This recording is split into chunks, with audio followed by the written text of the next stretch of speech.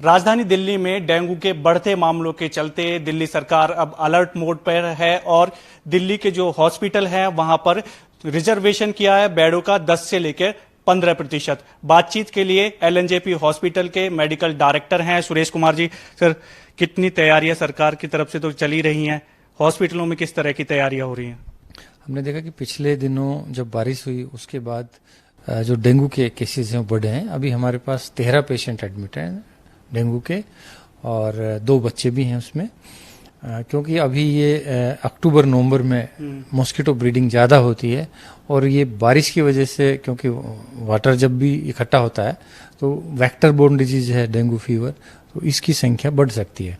अभी हमने, जैसा कि दिल्ली सरकार ने हमें आदेश दिया है, उसके अकॉर्डिंग हमने एक अलग से फीवर वार्ड की व्यवस्था की है, जिसमें कि अभी हमने 40 बेड रखे हैं। इसके साथ साथ हमने ओपीडी में भी अलग से प्लेटलेट टेस्ट करने का और डेंगू, चिकनगुनिया और मलेरिया के लिए अलग से हमने व्यवस्था यहाँ पे की है। मौसम क्योंकि ऐसा चल रहा है, अभी बारिश भी लगातार देखने को मिली है, ऐसे में जो लोग हैं वो अपने आप को किस तरह से सुरक्षित रखें? इस डेंगू है, चिकनगुनिया है और मलेरिया, क्योंकि मामले लगातार जो संख्या है वो बढ़ रही है। हाँ, क्योंकि ये वेक्टर बोर्न डिजीज है, मच्छर से फैलता है, तो सबसे महत्वपूर्ण है कि हम मच्छर के काटने से बचें। मॉस्किटो नेट का प्रयोग करें, जो रेपेलेंट्स हैं वो यूज करें। और हमने देखा है कि यदि आपके घर के आसपास कहीं पर भी पानी का वो है, यदि वाटर लॉगिंग है तो उसको क्लियर करें। उसमें यदि आपके कूलर में पानी है या आपका कहीं पर भी छत पर पानी इकट्ठा हो रहा है तो उसमें या तो डीजल या पेट्रोल डाल दें, ताकि वो मॉस्किटो है वो मल्टीप्लाई ना हो सके। इसके लक्षण कैसे लोगों को पता चलेगा कि आपको डेंगू हो गया है? क्योंकि मामले अगर दिल्ली की बात करें तो इसी एक हफ्ते में 321 डेंगू के मामले रिपोर्ट हुए हैं और जो पूरे साल की बात करें तो 1200 से ज़्यादा मामले आ चुके हैं डेंगू के। हाँ, ये बहुत ही अच्छा आपने क्वेश्चन किया कि कैसे पता लगेगा कि किसी व्यक्ति को डेंगू है या नहीं है।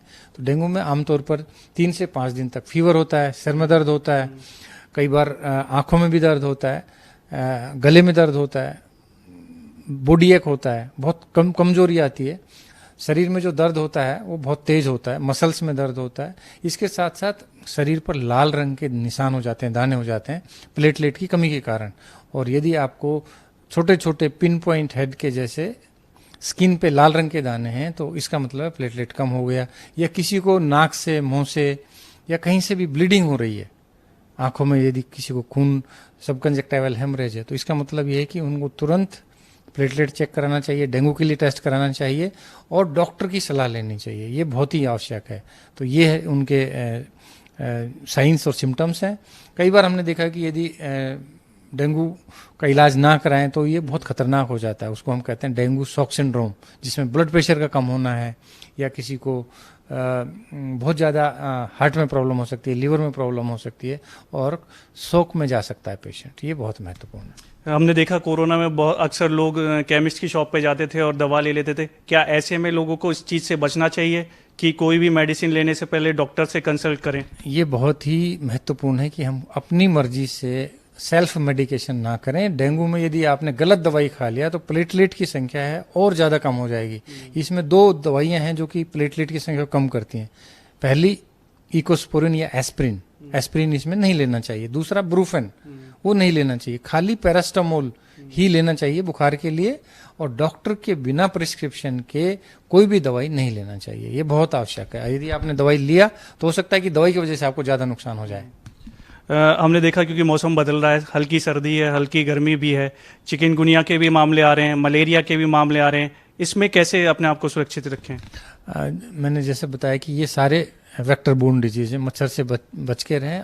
मलेरिया में ज़्यादातर जो पेशेंट्स आते हैं वो बहुत तेज़ बुखार होता है और ठंड लग के बुखार आता है। Fever with chills and rigor है तो मलेरिया का ज़्यादा पॉसिबिलिटी होता है। और मलेरिया में लाल रंग के निशान बहुत कम होते हैं, ब्लीडिंग मैनिफेस्टेशन बहुत कम होती है, ना के बराबर होती है। जो चिकनगुनिया है उसमें बड़े जॉइंट्स में ज़्यादा दर्द होता है और हमने देखा कि अभी चिकनगुनिया के केसेस इतने नहीं आ रहे हैं, सिर्फ डेंगू के केसेस ही ज़्यादा आ रहे हैं। और इस टाइम में जो ये अक्टूबर और नवंबर का महीना है, मौसम जो बदल रहा है, हाँ, इसमें ये जो मच्छर है उसके मल्टीप्लिकेशन के लिए ये एक अनुकूल वातावरण होता है। तो इसमें इसीलिए डेंगू के केसेस बढ़ते हैं। सरकार के फैसले को किस तरह से आप देखते हैं? ये बहुत स्वागत योग्य कदम है। Welcome the direction and decision by the government, and इससे ये फायदा होगा कि मरीजों को कोई तकलीफ नहीं होगी, मरीजों को टाइमली इलाज मिलेगा। और हमारे यहाँ जो ब्लड बैंक है उसमें हमने 400 यूनिट फ्री प्लेटलेट की भी व्यवस्था की है कि किसी को प्लेटलेट डोनेट करने की आवश्यकता नहीं है, हम हॉस्पिटल से ही उनको प्लेटलेट ट्रांसफ्यूज करते हैं यदि आवश्यकता होती है तो। बहुत बहुत शुक्रिया हमसे बातचीत के लिए। एलएनजेपी हॉस्पिटल के मेडिकल डायरेक्टर सुरेश कुमार, जिनका कहना है कि सरकार तो अलर्ट है ही, लेकिन लोगों को भी पूरा इसमें सहयोग देना होगा और पूरी तरह से जो प्रिकॉशन है उसको बरतना होगा, क्योंकि मौसम लगातार बदला, ऐसे में जो मामले हैं वो बढ़ रहे हैं। लेकिन इसके लिए ज़रूरी है कि खुद कोई मेडिसिन ना ले, डॉक्टर से कंसल्ट करने के बाद ही कोई मेडिसिन ली जाए। कैमरामैन मनोज कोहली के साथ देवेश कुमार, टोटल न्यूज़, दिल्ली।